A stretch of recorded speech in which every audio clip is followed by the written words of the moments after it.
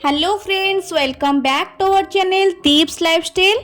आज थिला संडे सकाळु टिके बाड़ी के गला बेलू नना एटी काकुड़ी तोलुले।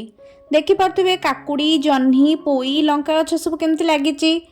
ए लंका सब रखा है पाचिले मंजी रहिबा पयंगा। मु फ्रेश होइके आसी जाइतिली ब्रेकफास्ट पाई। आज ब्रेकफास्ट रे थिला आटा मैगी। एठी बहु क्षीरर सर को स्टोर करके रखिथिले। तो घी बनैबा पई मु आसी जाइतिली एठी सर को भल भाबरे ग्राइंडिंग करबा पई।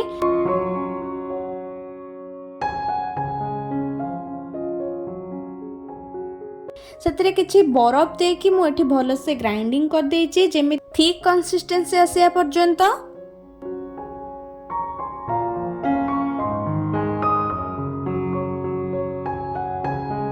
जेहेतु आमर ये ओनली सर स्टोर हो रोचे तो बेसी कष्ट पड़ूनी। जदि ये क्षीर रही था देन गोले की दही बाहर करने को पड़ी था। तो मुझे आसिक ये डायरेक्टली गैस रे बसईदेली। तो ता भितर बास्ना रहा गोटे भृसंग पत्र पकई। देखिपे घीर कंसिस्टेंसी केमती आसी जाइए। देन आम लंच रे आज प्रिपेयर होची बिरयानी, मटन बिरयानी। मटन को भल से क्लीन करी सेथिरे हलदी सोरिष तेल देई रेस्ट हवा पई किछि समय छाड़ी देलु।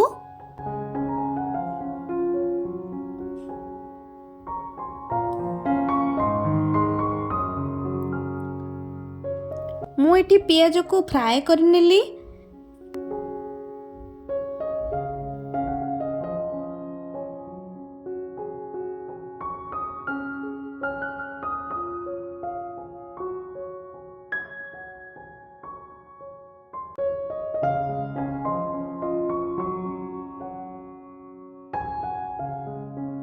एटी मटन प्रस्तुति पई आमे आसीगलु।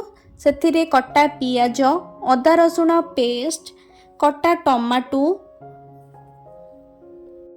मसला रे चिकेन मसला, लंका गुंड, मटन मसला, जीरा गुंड, धनिया गुंड, खड़गपुरी मसला नेइतिली। दही और fry onion rest amount oil पकई मिक्स करनेलु।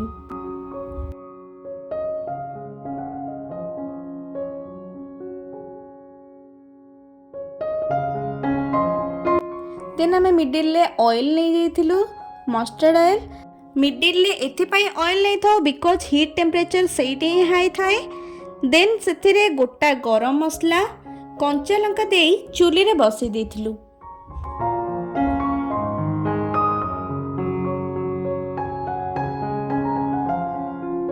मझिरे मझिरे पानी देकी मटन सिझिला पर्यंत कसिथिलु। राइस पाई आज यूजुअल गोटा गरम मसला, धनिया पत्र, देसी घी देई पानी फुटिला परे चाउल को पकई देथिलु।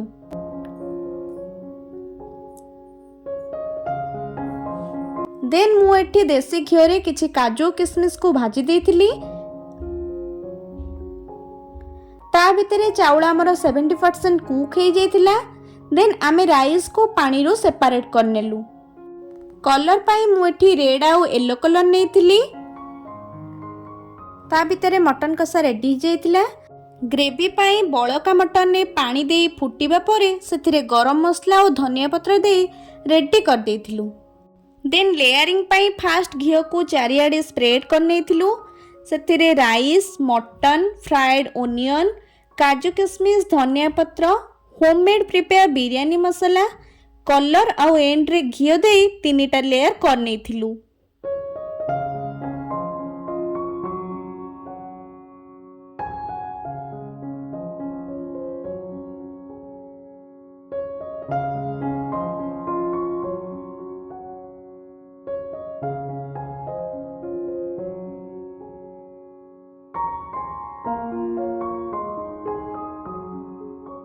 दम पाई 20 मिनिट्स छाड़ी देथिलु। एठी ता भितरे कचुम्बर आमर रेडी हो जाइथिला। ओपन परे बास्नाटा असम थिला। तो आपण माने देखि परथबे एठी हमर राइस टा बिल्कुल भी भांगिनी कि तळे भी लागिनी।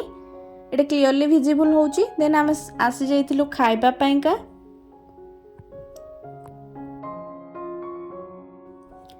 बिरयानी राइस रे ग्रेवी और दही और मटन कॉम्बिनेशन पूरा जबरदस्त थिला। मटन भी वेल कुक थिला।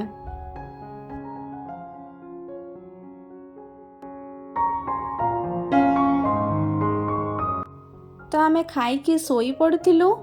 तो उठिला परे चाटा तो कंपलसरी थाए। जेहेतु दिनर खाइबा हेवी थिला, डिनर रे गुपचुप बनैथिलु। बाकी समस्ते दिनर लेफ्ट ओवर बिरयानी खाइथिले। झियो मानकर ऑल टाइम फेवरेट फूड कहया गले गुपचुप। से माने गुपचुप को केबे भी मना करि पारंतिनी। तो देखि पारथु एठी साउंड भी सुनि पारथु आपण केते क्रिप्स हेची। तो आपण मानकु मो वीडियोटी किपरि लागुची कमेंट रे निश्चय जणाइबे। भल लागुतिले लाइक शेयर और सब्सक्राइब करबा को जमारे भूलिबेनी। तो एथर संडे रे आपण मानक घरे कोन हेतिला कमेंट रे निश्चय जणाइबे। रहिली नमस्कार।